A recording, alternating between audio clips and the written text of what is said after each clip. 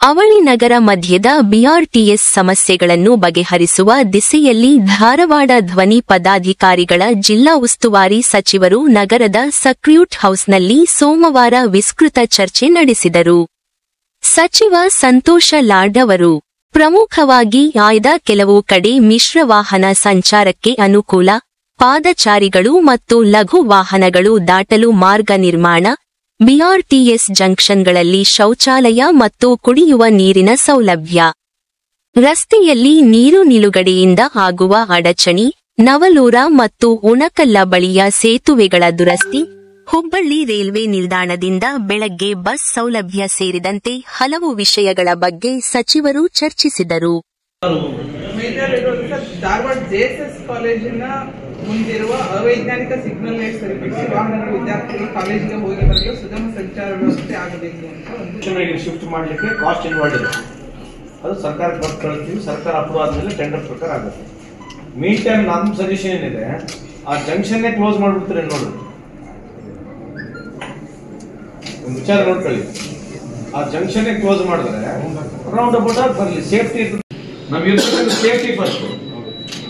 ಆಮೇಲೆ ನಾವು ಬೆಂಗಳೂರಲ್ಲಿ ನಾವೇ ಇದ್ದೀವಿ, ನಾವು ವಿಧಾನಸೌಧ ಹೋಗ್ಬೇಕು 20 ನಿಮಿಷ ಅಂದ್ರೆ 20 ನಿಮಿಷ ಮುಂಚೆ ರೆಡಿ ಆಗಿ ಹೋಗ್ಬೇಕು. ನಾವು ರೋಡ್ಗಳೆಲ್ಲ ಎಲ್ಲಿ ಬೇಕಿದ್ರೆ ಸಂಧ್ಯಾಗ ಹೋಗ್ಬೇಕು, ಅನುಕೂಲ ಆಗುತ್ತೆ. ರೋಡ್ ಆದ್ಮೇಲೆ ಇನ್ಮೇಲೆ ಅವ್ನ ಮನೆಯಿಂದ ಬರಕ್ಕೆ 15 ನಿಮಿಷ ಲೇಟ್ ಆಗತ್ತೆ ಅಂತಂದ್ರೆ 15 ನಿಮಿಷ ಜಲ್ದಿ ಬಿಡ್ಬೇಕು ಅವ್ನು. ಸೊ ಅಲ್ಲಿಗಾಗಿ ನೀವು ಎಲ್ಲ ಕಡೆ ಅವ್ರಿಗೆ ಅನಾನುಕೂಲ ಆಗುತ್ತೆ, ಹಿಂಗ್ ಕಟ್ ಮಾಡಿದ್ರೆ ಮಾಡಕ್ ಬರಲ್ಲ. ಸೇಫ್ಟಿ ಆಸ್ಪೆಕ್ಟ್ ನಮ್ಮ ಮಕ್ಕಳ ವಿಷಯ ಇರೋದ್ರಿಂದ 365 ಡೇಸ್ ವರ್ಷಾಂಗಟ್ಟಲೆ ನಡೆಯುತ್ತೆ. ನೀವು ಈ ತರ ಓಪನ್ ಬಿಟ್ರೆ ಯಾವಾಗ್ಲೂ ರಿಸ್ಕ್ ಇದೆ ಅಂತ ನನ್ನ ಅಭಿಪ್ರಾಯ. ಇಲ್ಲ ನೀವು ಆಗ್ಲೇಬೇಕಂದ್ರೆ ಮತ್ತೆ ಸರ್ಕಾರಕ್ಕೆ ಒಂದು ಕಳಿಸಿ ವೈಜ್ಞಾನಿಕವಾಗಿ ಏನಾಗಬೇಕು ಆಗುತ್ತೆ. ಬಟ್ ಒಂದ್ಸಲ ಯೋಚನೆ ತಾವು ಕೂಡ ಮಾಡ್ಬಿಡ್ರಿ. ಮಾತಾಡಿದ್ವಿ, ಈಗ ಹೆಂಗಿದ್ರು ಒಂದು ಇದು ವೈಜ್ಞಾನಿಕವಾಗಿ ಆಗ್ಬೇಕಂದ್ರೆ ಅಲ್ಲಿಂದ ಜಂಕ್ಷನ್ ಇಲ್ಲಿ ಬರ್ಬೇಕು, ಕರೆಕ್ಟಾ? ಅದು ರೊಕ್ಕ ಇನ್ವಾಲ್ವ್ ಇದೆ, ಸುಮ್ನೆ ಆಗೋದಿಲ್ಲ, ಓವರ್ ನೈಟ್ ಆಗೋದಿಲ್ಲ. ಪ್ರಸ್ತಾವನೆ ಸಲ್ಲಿಸ್ತೀವಿ, ಸರ್ಕಾರಕ್ಕೆ ಹೋಗುತ್ತೆ. ಅಲ್ಲಿವರೆಗೆ ಇಲ್ಲಿ ಒಪ್ಪಿಗೆ ಇದ್ರೆ ಟೆಂಪರರಿ ನಾವು ಕ್ಲೋಸ್ ಮಾಡಿ ನೋಡೋಣ. ಈಗಿರುವ ವ್ಯವಸ್ಥೆಯಲ್ಲಿ ಸಾರ್ವಜನಿಕರಿಗೆ ಅನುಕೂಲ ಒದಗಿಸಲು ಬೇಕಿರುವ ಮಾರ್ಗೋಪಾಯಗಳು, ಅವಶ್ಯವಿರುವ ಸೌಲಭ್ಯ, ಆರ್ಥಿಕ ನೆರವು ಮತ್ತು ಸರಕಾರದ ಹಂತದಲ್ಲಿ ಮಂಜೂರಾತಿಗೆ ಪ್ರಸ್ತಾವನೆ ಸಲ್ಲಿಸುವ ನಿಟ್ಟಿನಲ್ಲಿ ಪೂರ್ವ ಸಿದ್ಧತೆ ಮಾಡಿಕೊಳ್ಳುವಂತೆ ಸಚಿವರು ಅಧಿಕಾರಿಗಳಿಗೆ ಸೂಚನೆ ನೀಡಿದರು.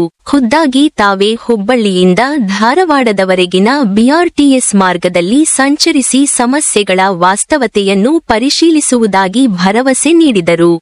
ಜಿಲ್ಲೆಯಲ್ಲಿ ಇತ್ತೀಚೆಗೆ ಸುರಿದ ಸತತ ಮಳೆಯಿಂದ ರೈತರ ಹೊಲದಲ್ಲಿನ ಮುಂಗಾರಿ ಹಂಗಾಮಿನ ಬೆಳೆಗಳು ನಾಶವಾಗಿವೆ. ಜಿಲ್ಲೆಯ ರೈತರ ಹೊಲದಲ್ಲಿನ ಬಹುತೇಕ ಬೆಳೆಗಳಲ್ಲಿ ಹೆಸರು, ಸೋಯಾಬೀನ್ ಮತ್ತು ಉದ್ದು ಪ್ರಮುಖವಾಗಿ ಹಾನಿಗೊಳಗಾಗಿವೆ. ಕಳೆದ ವಾರ ತಾವು ಜಿಲ್ಲೆಯ ವಿವಿಧ ಭಾಗಗಳಿಗೆ ಭೇಟಿ ನೀಡಿದ ಸಂದರ್ಭದಲ್ಲಿ ಆಗಿರುವ ಬೆಳೆ ಹಾನಿಯ ಸಮಗ್ರ ಮಾಹಿತಿ ಇದೆ ಎಂದು ಭಾವಿಸಿದ್ದೇವೆ. ಈ ಸಂಕಷ್ಟದ ನಡುವೆಯೂ ರೈತರ ಹೊಲದಲ್ಲಿನ ಅಲ್ಪಸ್ವಲ್ಪ ಬೆಳೆಗಳ ಕಟಾವು ನಡೆದಿದೆ. ಆದರೆ ರೈತರಿಗೆ ನಿರೀಕ್ಷಿತ ಪ್ರಮಾಣದ ಇಳುವರಿ ಸಿಗದಂತಾಗಿದೆ. ಆದ್ದರಿಂದ ತುರ್ತಾಗಿ ಹೆಸರು, ಸೋಯಾಬೀನ್ ಮತ್ತು ಉದ್ದು ಬೆಳೆಗಳನ್ನು ಖರೀದಿಸಲು ಜಿಲ್ಲೆಯಾದ್ಯಂತ ಖರೀದಿ ಕೇಂದ್ರಗಳನ್ನು ತೆರೆಯಲು ಮುಂದಾಗಬೇಕು.